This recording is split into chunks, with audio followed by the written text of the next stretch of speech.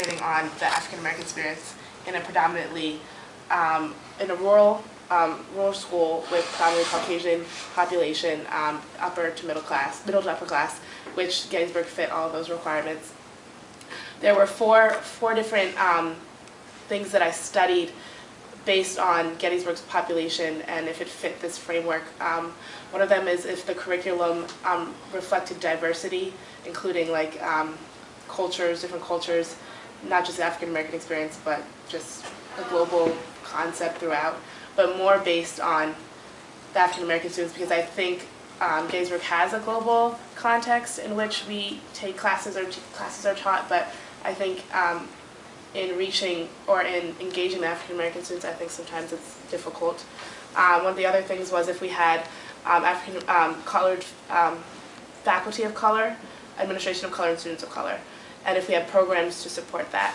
So I think while we do have those programs, but if you see faculty and administration, you don't really see that on our campus as I think as it could be. One of the others was so it was faculty curriculum. Oh, if it was apparent through the mission statement of the school, if we supported, if we supported an environment where all students were like equal and equal opportunities. I looked at the mission statement actually very thoroughly, and while I did find something, most of it was applying it to global context, not really diversity. So I think we do support their, like we have globalization studies majors. We have to take a class, a core class that is like a global context class. So I think while we do have that, what we're lacking is the experiences on students here, not just bring that context.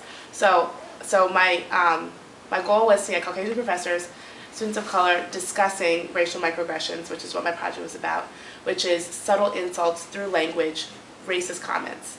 So that could be through like visuals and language, usually by the professor to the students in the classroom. I also did it like in a social atmosphere too.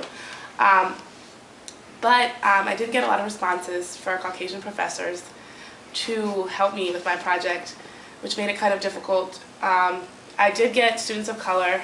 I did get